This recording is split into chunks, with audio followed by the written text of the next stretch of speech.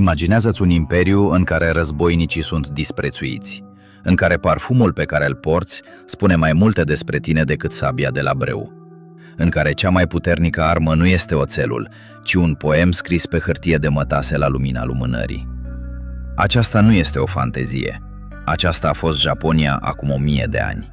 Și din această lume imposibil de frumoasă și de fragilă s-a născut primul roman din istoria omenirii, scris de o femeie. În episodul trecut am vorbit despre începuturi, o lance divină care a creat insulele, zeița soarelui care s-a ascuns în întuneric, două popoare, Jomon și Yayoi, care s-au contopit într-unul singur, o regină șamanică pe care nimeni nu o vedea, și primul împărat al unei linii imperiale care continuă și astăzi. Fundația era pusă. Acum se construiește palatul. Nara, primul oraș, secolul al VIII-lea după Hristos. Japonia are pentru prima dată un oraș adevărat, Nara.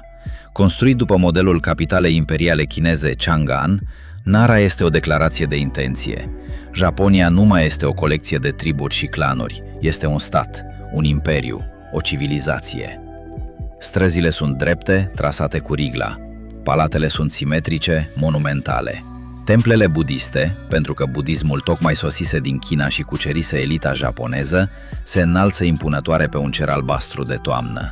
Și în centrul tuturor acestora, împăratul.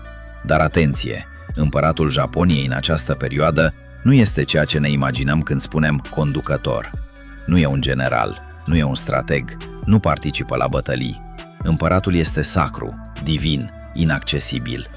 El există pentru a ritualiza, pentru a interceda între oameni și zei, pentru a fi prezent, fără a acționa. Puterea reală, aceea se află în altă parte. Budismul cucerește Japonia. Înainte să ajungem la Heian, trebuie să înțelegem o revoluție. Budismul a sosit în Japonia în secolul al VI-lea, oficial în anul 552, când regatul corean Baekje a trimis o statuie a lui Buddha și suluri de scripturi ca dar diplomatic. Și a explodat. Nu imediat, nu fără rezistență. Clanurile tradiționale Shinto au luptat împotriva noii religii. Au fost momente de violență, de persecuție, de conflict politic brutal. Dar budismul a câștigat. De ce? Pentru că oferea ceva ce shintoismul nu oferea, o filozofie sistematică, o explicație a suferinței, o cale spre eliberare, o tradiție intelectuală vastă, sofisticată, acumulată de-a lungul a 1000 de ani în India și China. Elita japoneză era însetată de cultură, iar budismul venea la pachet cu artă, arhitectură, scriere, filozofie, medicină. Prințul Shotoku, unul dintre cei mai iluștri conducători ai perioadei, a îmbrățișat budismul cu toată forța. A construit temple, a tradus scripturi, a scris una dintre primele constituții japoneze, Constituția celor 17 articole, un document remarcabil care combina etica budistă cu filozofia confucianistă.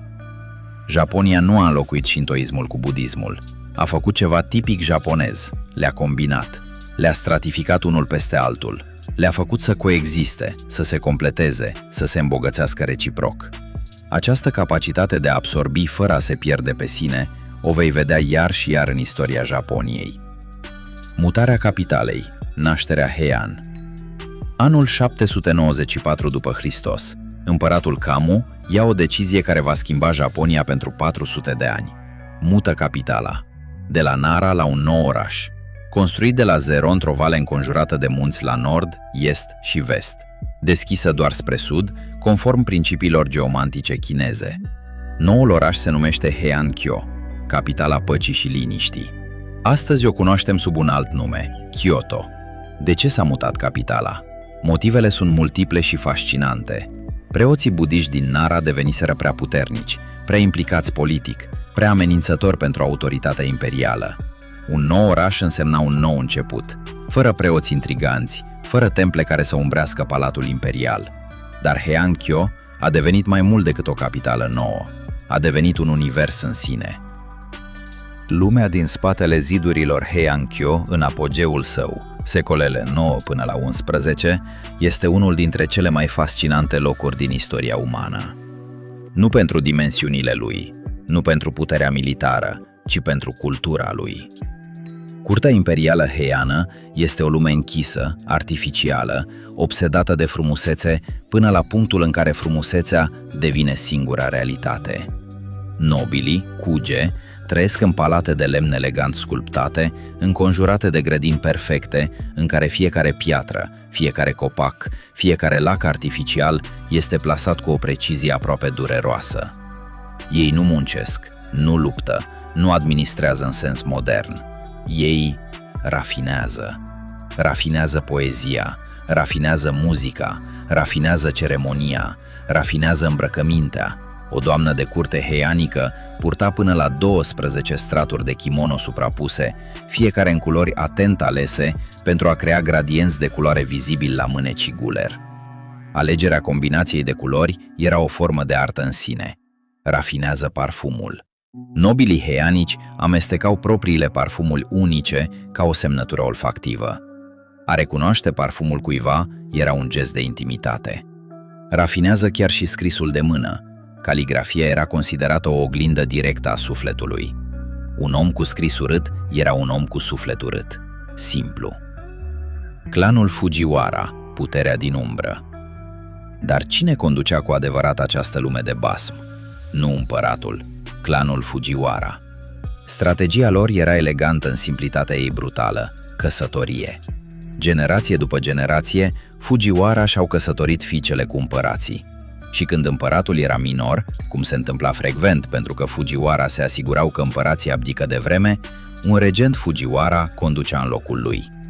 Regentul, Kanpaku, cel mai puternic om din Japonia, fără să fie împărat. Fujiwara no Michinaga a fost apogeul acestei strategii. La începutul secolului al XI-lea, el era socrul la 4 împărați, bunicul la 3. Puterea lui era atât de completă, atât de absolută, atât de fără precedent, încât a scris un poem despre ea. Un poem în care se compara cu luna plină, fără nicio lipsă, fără nicio umbră. Nu era modestie, era adevăr. Femeile care au scris istoria. Și acum ajungem la poate cel mai surprinzător aspect al perioadei Heian. Cele mai importante opere literare ale epocii au fost scrise de femei. De ce? Pentru un motiv aparent paradoxal. Scrierea oficială, administrativă, intelectuală se făcea în chineză. Bărbații nobili scriau în chineză, pentru că chineza era limba puterii, a culturii, a seriozității. A scrie în japoneză era informal, aproape vulgar pentru un bărbat de rang înalt. Dar femeile nu aveau acces la educația clasică chineză. Femeile scriau în japoneză, în kana, silabarul japonez care tocmai se dezvoltase. Și prin această fereastră îngustă de libertate au creat capodopere. Murasaki Shikibu, doamnă de onoare la curtea imperială, fiica unui oficial de rang mediu, inteligentă, observatoare, melancolică. Între anii 1000 și 1012 a scris Genji Monogatari, povestea lui Genji. 120 de capitole, câteva sute de personaje, decenii din viața unui prinț imperial și a oamenilor din jurul lui. Este primul roman psihologic din istoria omenirii, nu prima poveste lungă, nu prima narațiune epică, primul roman care explorează sistematic viața interioară a personajelor, motivațiile lor ascunse, contradicțiile lor, creșterea și decăderea lor sufletească. Prustienii spun că Proust a inventat romanul psihologic modern în secolul 20. Murasaki Shikibu l-a inventat cu 1000 de ani înainte. Sei Shonagon și perna de hârtie. Contemporana și rivala lui Murasaki Shikibu era Sei Shonagon, o altă doamnă de curte, la fel de strălucitoare, complet diferită ca personalitate. Unde Murasaki era introvertită și melancolică, Sei Shonagon era sclipitoare, ironică, directă până la cruzime. Cartea ei, Makura no Soshi, Notele de la căpătâi, este ceva unic în literatura mondială. Un jurnal personal, o colecție de observații, liste, reflecții, anecdote. Scrisă fără intenția de a fi publicată, de fapt, Sei Shonagon a fost furioasă când manuscrisul i-a fost găsit și circulat la curte. În ea găsim lucruri care ne fascinează și astăzi.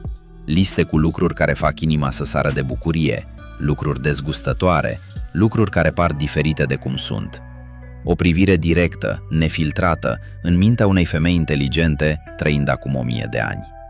Este una dintre cele mai citite cărți din Japonia și astăzi. Frumusețea ca filozofie. Mono no Aore.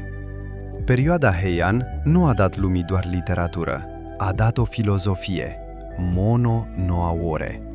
Nu există o traducere perfectă în română sau în orice altă limbă. Este sentimentul de melancolie dulce în fața trecerii lucrurilor frumoase. Tristețea că florile de cireș cad, că tinerețea trece, că momentele de fericire perfectă sunt tocmai atât de perfecte pentru că nu durează. Mono no Aore este inima estetică a Japoniei. Este motivul pentru care japonezii se adună primăvara sub copacii de cireș nu pentru a celebra, ci pentru a contempla căderea florilor. Frumusețea și tristețea inseparabile. Este motivul pentru care ceremonia ceaiului nu este despre ceai. Este motivul pentru care grădinile zen au pietre în loc de flori. Pietrele durează mai mult, dar tot trec. Această sensibilitate, născută la curtea heianică acum 1000 de ani, a pătruns în fiecare fibră a culturii japoneze și a rămas acolo.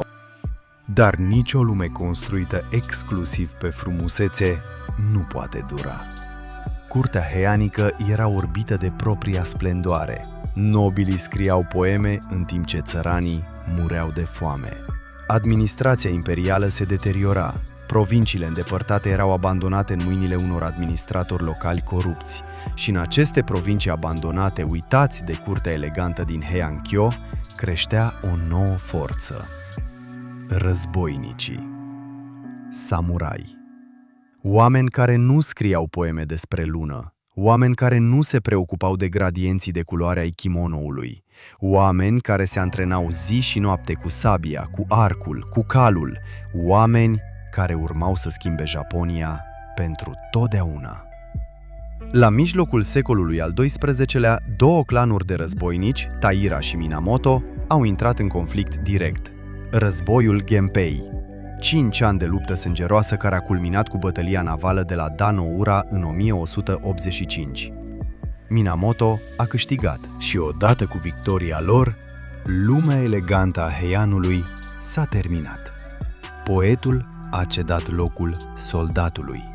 Parfumul a cedat locul sângelui. Hârtia de mătase a cedat locul oțelului. Japonia nu va mai fi niciodată la fel. Perioada Heian a durat 400 de ani.